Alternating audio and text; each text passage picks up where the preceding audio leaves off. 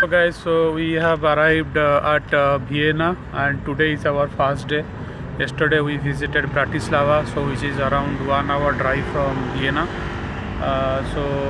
Today we came to visit one palace which is actually owned by Habsburg dynasty and which ruled Austria-Hungary region, this part of the Europe, for several years. So let's go and explore like what is there, what is not there, and we stay with us, and then yeah, we'll show you the things. Let's see. Oh, it is one of the most beautiful and historic places in all over the Austria, or you can say in Europe. This palace was the summer residence of the powerful Habsburg family who ruled over much more Europe for centuries. With over 1,400 rooms. Yes, this palace has more than 1,400 rooms, elegant halls, and huge gardens. Schönbrunn is not just a building, it's a window into royal life from the past. So, every corner of this palace tells a story of power, beauty, and the empire that once called it home. So let's step into history and see what made this palace so special. So there are few things I want to suggest to you if you are planning to visit this palace. It's highly recommended to buy your tickets in advance, especially in summer. On weekends, time slots of the palace entry fills so quickly, so you have to book it online. Wear comfortable shoes.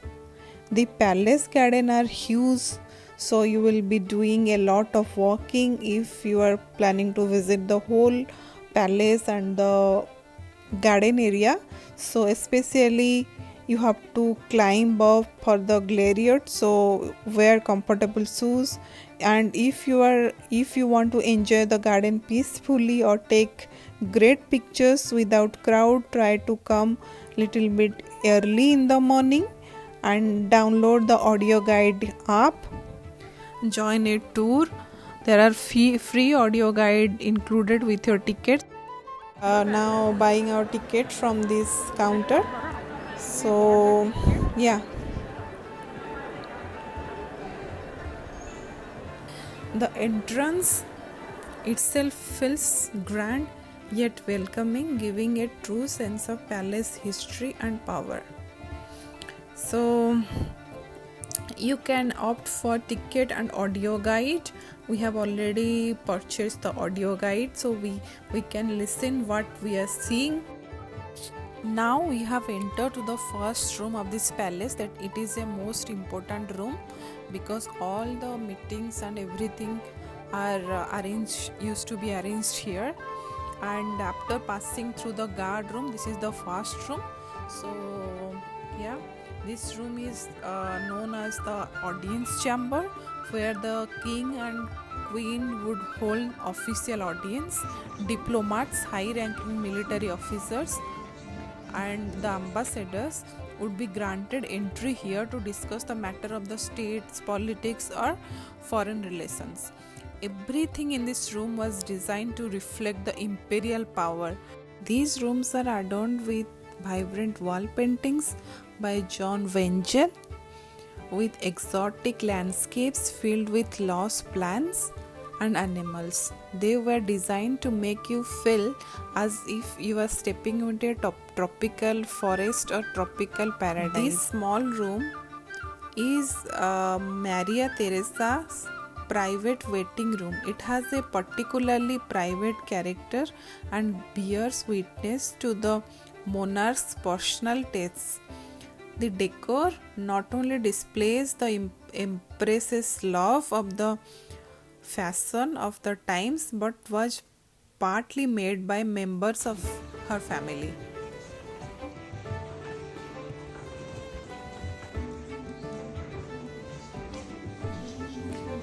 White and gold rooms. These rooms featured white walls with gold decorations, large windows, and views of the palace gardens. They were used for special events and are a beautiful example of Rebecca design. Hall of Mirrors. The elegant hall is famous for its mirrors that reflect light beautifully, notably a young Wolfgang Mozart performed here for Empress Maria Theresa when he was just 6 years old.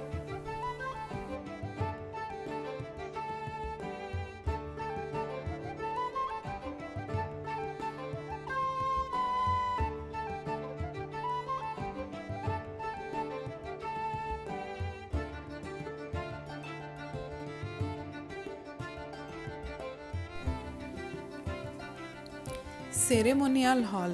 This hall was used for important family celebrations and public holidays.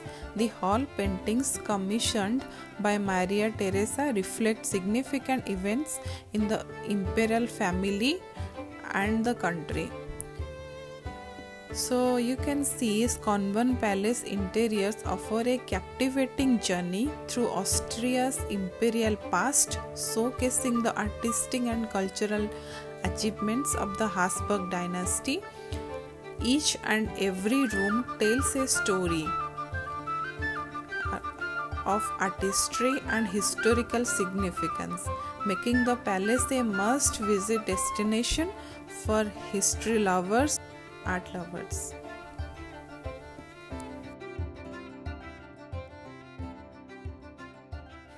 Millions rooms.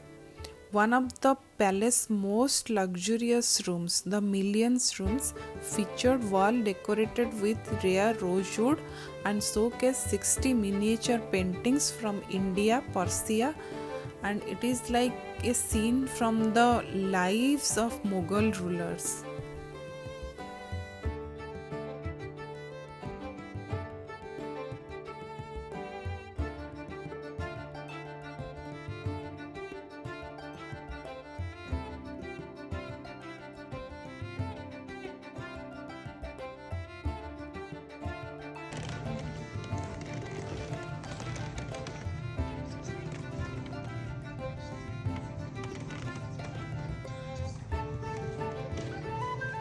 Great Gallery.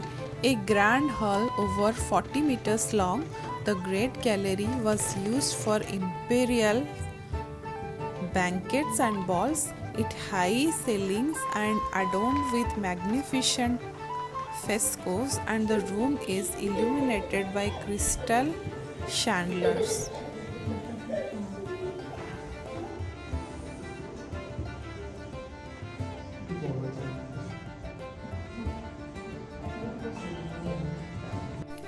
So now we have already visited the palace. Now we are going towards the garden. It's a little bit, the weather is little bit rainy today, and sometimes it's raining and sometimes it's quite cloudy. So now we are walking into the garden of Schönbrunn Palace, and it feels like stepping into a fairy tale. The paths are wide and smooth, and small stones crunching under your feet. On both sides you see neatly trimmed bushes and trees shaped into perfect lines and patterns.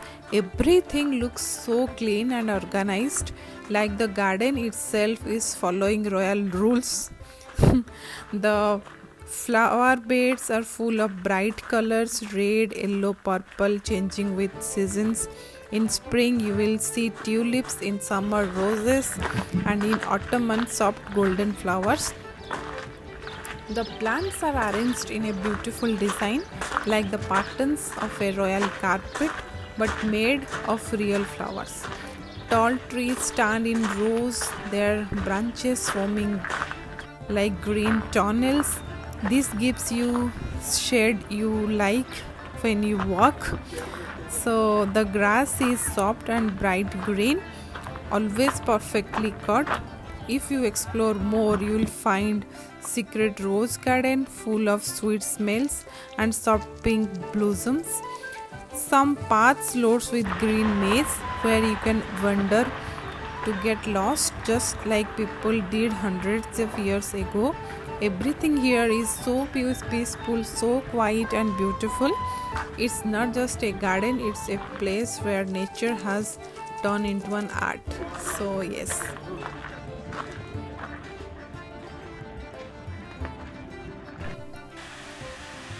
Now we have come to a charming little fountain tucked away in the garden, and this is one of the most magical and its own quiet way.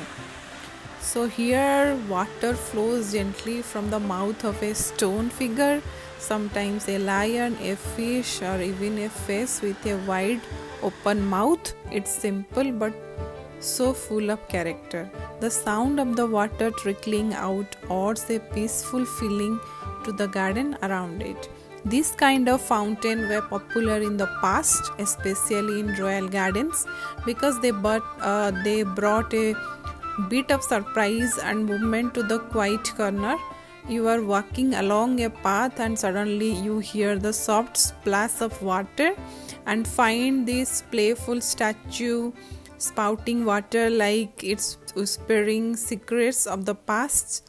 Most of the often grow gently around the edges, giving it an old enchanted look like something out of the fairy tale. It's not big or flashy like Neptune fountain, but this is small details adds charm to the life of the garden. It's remind us of beauty is not always grand. Sometimes it's feel found in the little things as well. As we continue through the garden, we come across one of the most stunning features, the Neptune fountain. The great fountain stands at the foot of the hill just before the gloriette.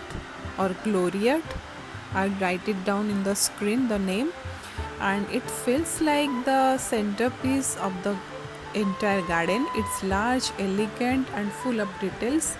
And the center you will see Neptune, the Roman god of the sea, holding a trident in his hand. So it is very beautiful, you can see. So let's go to the one of the most beautiful spot and the iconic spot in the entire Schönbrunn Palace ground, the gloriette. The elegant structure sits proudly on the top of the hill, looking over the entire palace and the gardens like a crown.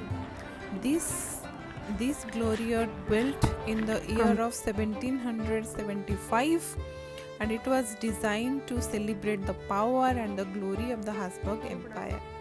And you can feel just by standing here. It's made of tall arches and columns with beautiful sculptures and decorations, including an imperial eagle on the top. The whole building seems to glow in the sunlight, and when you walk through the arches, it feels like stepping into a ground open air hall. But the real magic is the view. From up here, now we are going to the terrace. You can see everything, the wide, perfectly trimmed garden stretching out below, the palace shining in the garden, yellow walls, and the city of Vienna. Yes, you can see the city of Vienna in the distance. And on a clear day, the view seems endless. Trees in lines the walkways like green rivers. The fountain sparkles like little jewel in the sun. It's peaceful, powerful, and unforgettable. The gloriette is not just a building, it's just a place where you can pause, take a deep breath, and you can see the world the way emperor once did.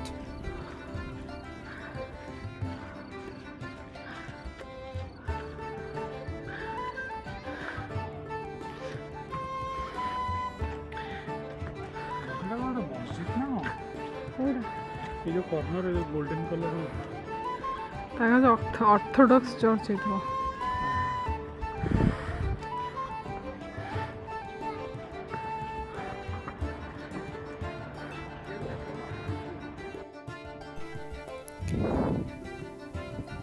Finally, and that brings us to the end of this journey through this breathtaking Schönbrunn Palace and its garden.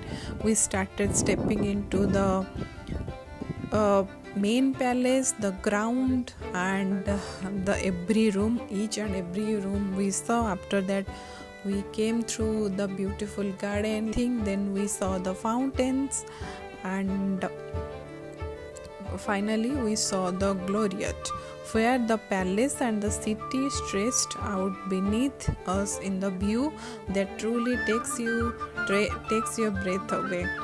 This palace is not just about history or architecture, it's about the feeling of being surrounded by art, nature, and something bigger than yourself. Thank you for joining us on the beautiful walk through the time. If you enjoyed the tour, don't forget to like, comment, and subscribe for more stories from the world's most amazing places.